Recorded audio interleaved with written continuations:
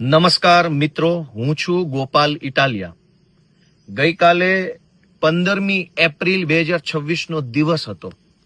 ગુજરાતના ઇતિહાસનો સૌથી ખરાબ અનુભવ કહી શકાય એવો દિવસ. આપણા ગુજરાતને બિહાર અને યુપીની ગુંડાગર્દી વાળો માહોલ બનાવવાની કોશિશ ગઈકાલે ભાજપે કરી. ગુજરાતના ઇતિહાસમાં કોઈ દિવસ ક્યારેય ન બની હોય એટલી હદે અપહરણની, ધમકીની, ગુંડાગીર્દીની, ખોટી પોલીસ એફઆઈઆરો કરવાની અને ગમે તેમ કરી અને વિરોધ પક્ષના ઉમેદવારોના ફોર્મ ખેંચાઈ જાય એવી કોશિશ ગઈકાલે ભાજપે ભરપૂર કરી. મારા આ વિડીયોના માધ્યમથી ભાજપના કાર્યકર્તાઓને વિનંતી કરવી છે કે આપણા ગુજરાતને બિહાર બનાવવું છે. આપણે વર્ષોથી જોતા આવ્યા છે કે ચૂંટણીઓમાં અપહરણો થવાની ઘટના બિહારમાં બને, યુપીમાં બને, અન્ય કોઈ એવા રાજ્યો છે ત્યાં બને. ગુજરાતમાં ક્યારેય ચૂંટણીમાં અપહરણ થઈ જાય, ધાકધમકી થઈ જાય, છરા બતાવવામાં આવે, ગાડીઓમાં લઈ જઈ ઉમેદવારોને ભગાડી જવામાં આવે એવી ઘટના ગુજરાતમાં નથી બની. તો આ વખતે ગુજરાતમાં 700 કરતા પણ વધુ સીટો ઉપર ભાજપે બિનહરીફ જીતવા માટે થઈ સત્તાનો જે વિકૃત ખેલ ખેલ્યો છે એ લોકશાહી માટે ઘાતક છે. ભાજપમાં રહેલો કાર્યકર્તાને અત્યારે ભલે મજા આવે, ભલે ખુશ થતો હશે પોતાની પાર્ટીને બિનહરીફ જીતતી જોઈને, પણ ક્યારેક ભાજપનો નેતા થાકશે અને પોતે અપક્ષમાં ફોર્મ ભરવાની જ્યારે એની ઈચ્છા થશે ત્યારે એનું અપહરણ થઈ જાય. અપક્ષમાં ફોર્મ નહીં ભરી શકે. મારા ખ્યાલથી ત્યાં રાજકોટના કોટડા સાંગાણી આસપાસ એક વિસ્તારમાં ભાજપનો જ એક માણસ અને ભાજપના માણસે અપક્ષમાં ફોર્મ ભર્યું તો એનું અપહરણ ભાજપના ઉમેદવારના ભત્રીજાએ કરી લીધું. આ બહુ ખરાબ પરિસ્થિતિ છે. રાજકારણમાં બધું જ હોય છે, સારું પણ હોય છે, ખરાબ પણ હોય છે, સાચું પણ હોય છે, જૂઠું પણ હોય છે, પણ આટલી હદે ગુંડાગીર્દી એ ગુજરાતની સંસ્કૃતિ નથી. બધું જ છે અહીંયા, ટીકા ટિપ્પણી, આરોપ પ્રત્યારોપ, સાચું જૂઠું બધું છે જ. પણ ગુજરાતની પરંપરા એ નથી કે ચૂંટણીઓમાં ઉમેદવારોના અપહરણ કરી જવા. ગુજરાતની પરંપરા એ નથી કે આખા ગુજરાતમાં વિરોધ પક્ષોએ અને અપક્ષોએ ભરેલા ફોર્મ પાછા ખેંચી લેવા માટે તમે પોલીસ મોકલો. LCB, SOG, SP office, DYSP ઓફિસમાં બેઠેલા કેટલાક ભાજપના દલાલ ટાઈપના અધિકારીઓએ ગઈકાલે આખો દિવસ ધમપછાડા કર્યા ફોર્મ પાછા ખેંચાવી લેવા માટે.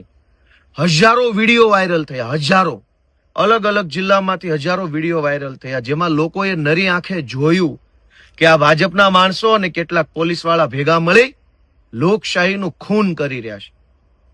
અમે ફોર્મ ભરીએ બહુ તો હારી જઈએ, પણ અમે ફોર્મ જ ન ભરીએ એ ક્યાંની વાત થઈ? અને આ કોઈ આમ આદમી પાર્ટી કે કોંગ્રેસનું નુકસાન નથી. ફોર્મ પાછું ખેંચાઈ જાય, ચૂંટણી બિનહરીફ થઈ જાય તો નાગરિકનો મત દેવાનો અધિકાર જ આખો ખતમ થઈ જાય. આ મત દેવાનો અધિકાર છે ને એ કઈ ભાજપ વાળાએ આપણને ભીખમાં, ખેરાતમાં કે દાનમાં નથી આપ્યો.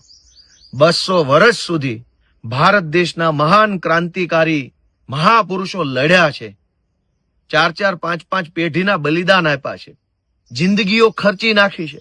ત્યારે ભારત આઝાદ થયું ને આઝાદ થયા પછી બાબા સાહેબ આંબેડકરે 2 વર્ષ સુધી બંધારણ લખ્યું. 2 વર્ષ ને 11 મહિના, પોણા 3 વર્ષ. 200 વર્ષ આઝાદી માટે, 3 વર્ષ બંધારણ લખવા માટે, અને એના પછી આ બટન દબાવવાનો અધિકાર મળ્યો છે. આ કોઈએ ભીખમાં આપેલું મામૂલી વસ્તુ નથી.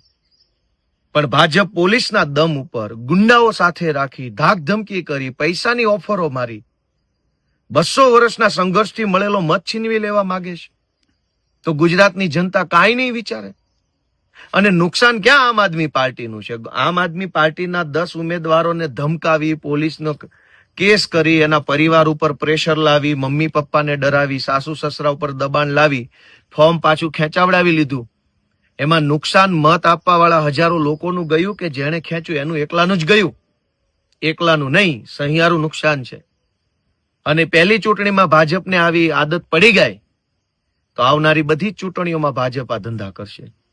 મારી ભાજપના કાર્યકર્તાઓ જે સારા માણસોમાં આવે છે એ લોકો, જે લફંગા ટાઈપના છે નહીં, માત્ર સારા માણસની કેટેગરીમાં આવતા ભાજપના જે વ્યક્તિઓ છે એને વિનંતી છે કે તમારી પાર્ટીને રોકો.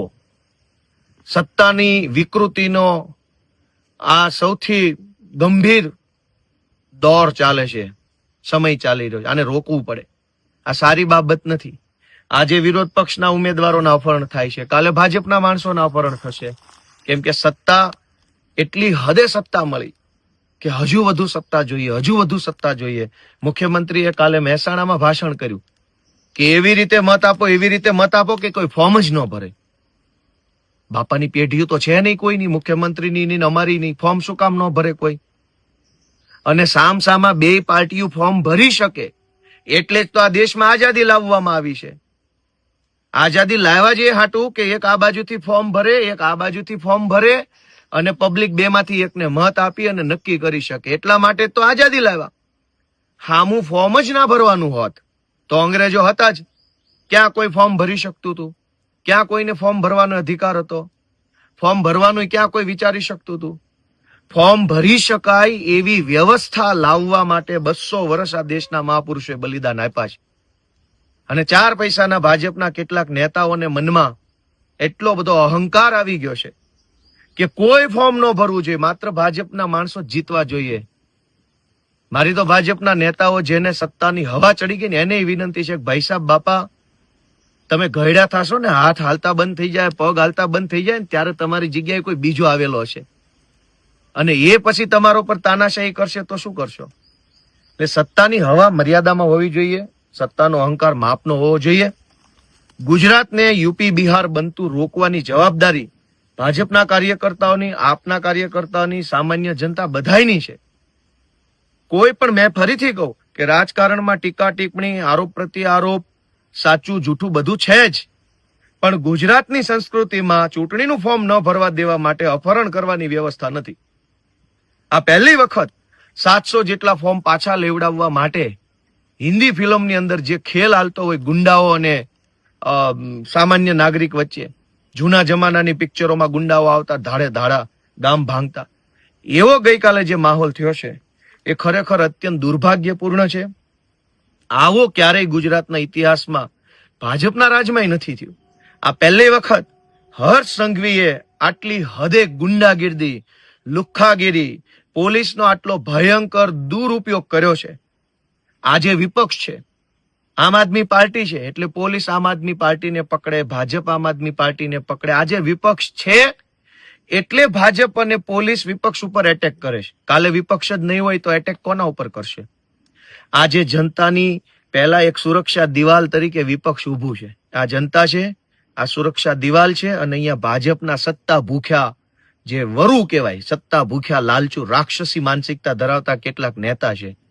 એટલે રાક્ષસી માનસિકતાના નેતા, વિપક્ષની દિવાલ અને પછી જનતા છે.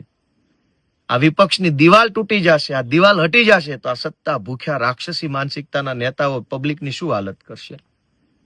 લોકો જાગૃત બને. મારી એક જ વિનંતી છે કે આ ચૂંટણી સ્થાનિક સ્વરાજ્યની છે, પણ ગુજરાતને બિહાર બનતા રોકવાની જવાબદારી આપણા બધાની છે. એક વખત આ લોકોનું સત્તાનું અભિમાન ઉતારો, સાવણો દબાવો, એવી 2 હાથ જોડીને વિનંતી કરું છું. જય જય ગરવી ગુજરાત.